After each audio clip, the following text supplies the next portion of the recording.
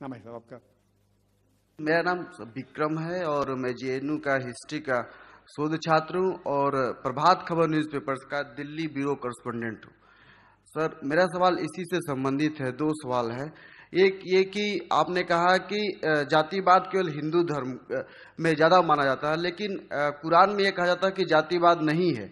लेकिन अब देखेंगे इस्लाम में तो सैयद है, पठान है, इनको काफ़ी ऊंचा दर्जा दिया जाता है, जबकि जो निम्न जाति के लोग हैं, जो दलित मुसलमान हैं, उनके साथ भेदभाव ज़्यादातर किया जाता है। दूसरा कि ट्रिपल तलाक के बारे में बताइए। मेरा ऐसा मानना है कि इस्लाम धर्म को बदनाम करने के लिए कुछ हिंदू संगठनों ने ट्रिपल तलाक को बहुप्रचारित किया और बदनाम कर दिया। भारत के जन जन में ये मानना है कि मुसलमान औरतों के साथ अच्छा व्यवहार नहीं किया जाता, खासकर ट्रिपल तलाक को लेके। मैं चाहता हूं कि इस पर स्पष्ट करा। Thank you. मेरे सामने दो सवाल पूछे।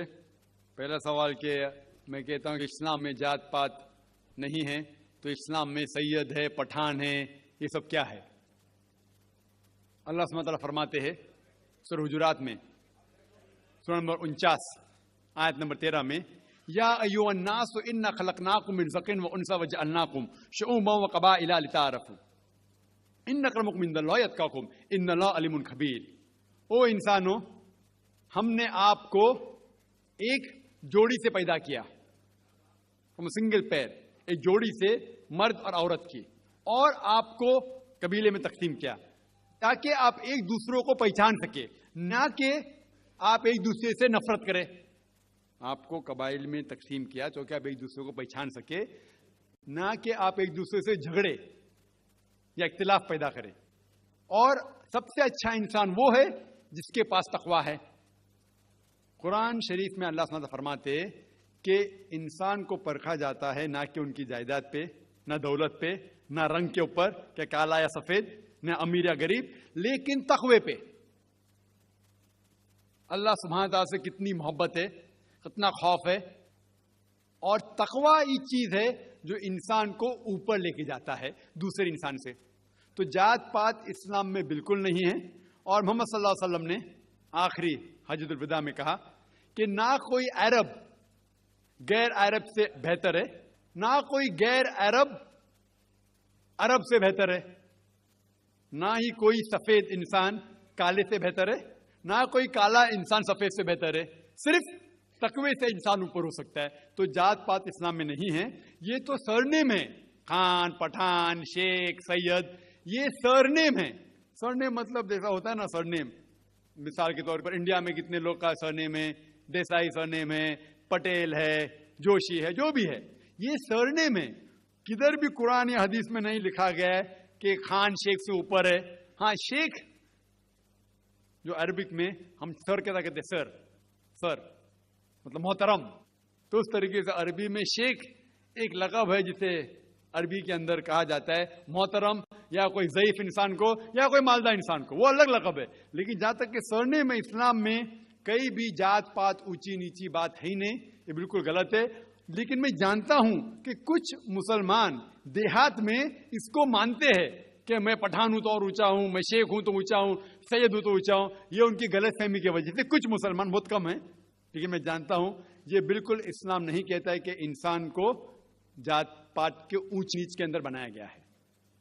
आपका दूसरा सवाल, तो 3 तलाक का कह रहे थे कि मीडिया काफी 3 तलाक उछाल रही है, और इसका क्या जवाब है?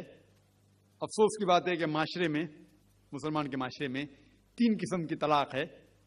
मुसलमान के माशरे में, सोसाइटी में, एक तलाक बिदत, तलाक तलाक तलाक एक साथ में को हो जाती है। एक तलाक हसन, जो तलाक दो, एक माह रुको हैज के लिए, फिर तलाक दो, फिर रुको, फिर तीसरा तलाक दो।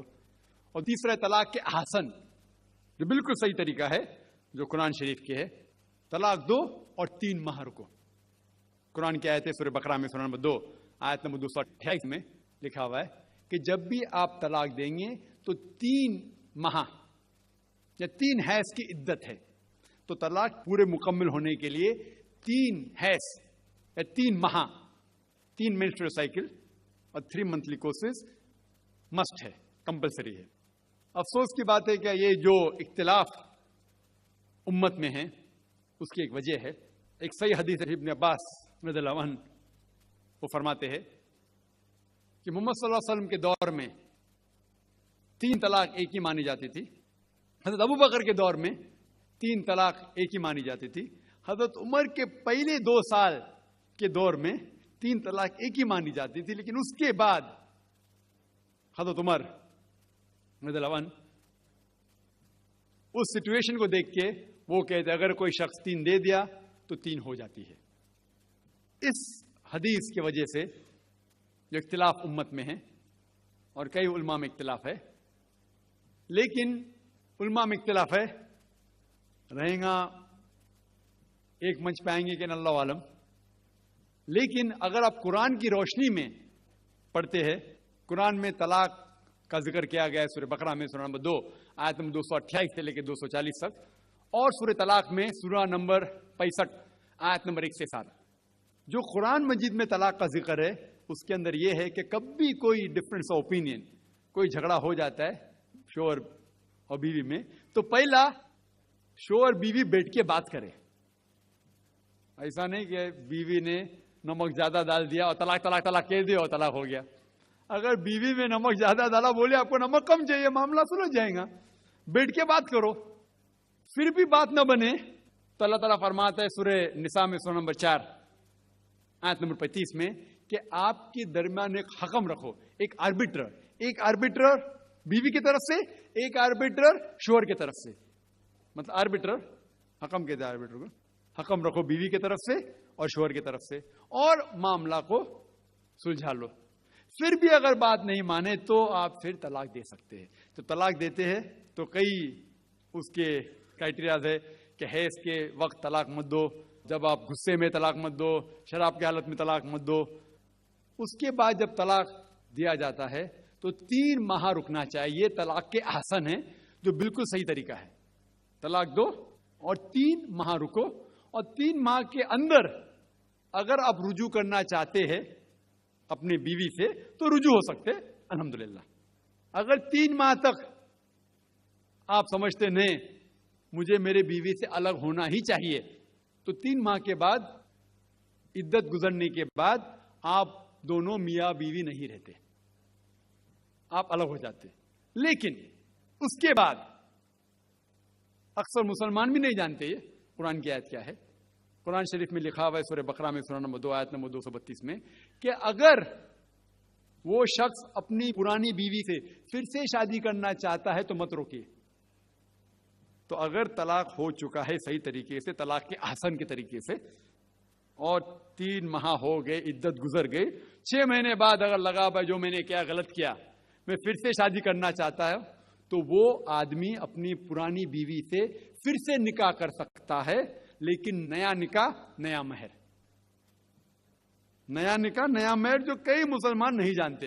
अफसोस की बात है कि हम मुसलमान कुरान को तर्जुमे के साथ पढ़े ही नहीं, सही हदीस को तर्जुमे के साथ पढ़े ही नहीं। अगर हम कुरान शरीफ को सही तरीके से पढ़ेंगे और सही हदीस पे अमल करेंगे तो ये जो गलत फहमियां हैं दूर होंगी। और फिर से अगर शादी हुई, फिर से आप साथ में रह सकते, फिर से प्रॉब्लम हुआ तो फिर तलाक दो, फिर 3 माह रुको, फिर से अलग हो जाओ, फिर से आप चाहते फिर से शादी कर सकते। 3 बार जायज है, तीसरे बार आखिरी बार है, उसके बाद आप फिर से शादी नहीं कर सकते जब तक वो दूसरी किसी से शादी नहीं करे। लेकिन मैंने अपनी जिंदगी में एक भी शख्स मेरे जिंदगी में नहीं आया जो तलाक के आसन किया, सही तरीके से तलाक दिया, अलहदा हो गए, फिर निकाह हो गया, फिर अलहदा हो गया, फिर निकाह हुआ, फिर अलहदा। मैंने कोई भी शख्स मेरे जिंदगी में पूरे दुनिया में ऐसा शख्स के बारे में सुना ही नहीं जो सही तरीके से किया और बिछड़ गया, फिर से शादी की, फिर से बिछड़ गया, फिर से निकाह के, फिर बिछड़ गया, फिर शादी करना चाहता है। अगर आप सही तरीके से कुरान के ऊपर अमल करेंगे तो ये नौबत आएंगी नहीं। और कुछ लोग जो इस्लाम को मजाक बनाए और क्या कहते कि अच्छा अगर एक साथ में दे दिए, 3 तलाक दे दिए, हो गई, अभी क्या हलाला करो। कुरान कहता है 3 तलाक एक साथ में भी देंगे तो एक ही होती है। मोहम्मद सल्लल्लाहु अलैहि वसल्लम के वक्त पे 3 भी एक साथ में देना एक ही होता था। हजरत अबू बकर के टाइम में भी 3 तलाक एक ही होता था। हजरत उमर के दौर में लोग जो कहते हैं 3 तलाक 3 होती है, कई उलमा कहते हैं कि उनने ये अपने फतवे पे रुजू किए और उन्हें अफसोस था कि ये फतवा उन्हें दिए, और कई लोग कहते हैं नहीं उनका फतवा सही था। इसमें उम्मत का इख्तिलाफ है। लेकिन अगर कुरान की रोशनी में देखेंगे तो 3 तलाक एक साथ में भी देंगे तो एक ही होती है। हज़रत उमर के दौर में रज़ियल्लाहु अन्हु उन्होंने कहा था कि हम उसे कह नहीं सकते, क्या वो गलत है। लेकिन उलमा ये कहते हैं, मिसाल तो इब्न तैमिया, शेख इब्न तैमिया, वो कहते हैं कि ये हज़रत उमर में अल्लाह भी प्लीज रज़ियल्लाहु अन्हु, वो मोहम्मद सल्लल्लाहु अलैहि वसल्लम ने जो कहा उसके ऊपर नहीं है। इसीलिए हमें बात मानना चाहिए कुरान और अल्लाह के रसूल की। इसके अंदर हज़रत उमर में अल्लाह भी प्लीज रज़ियल्लाहु अन्हु उन्हें रुजू किया। इसीलिए वो कहते कि 3 तलाक भी होंगी तो एक ही होती है, 3 नहीं होती। इसमें उम्मत का इख्तिलाफ इसलिए है कि हमने कुरान पढ़े ही नहीं। हम अगर कुरान पढ़ेंगे सही तरीके से और जाने, कई लोग ये समझते हैं कि तलाक के लिए 3 बार बोलना जरूरी है, अगर 3 बार नहीं कहेंगे तलाक होती ही नहीं। वो उनकी नादानी है, वो उनकी जहालत है। तो हमें क्या करना चाहिए?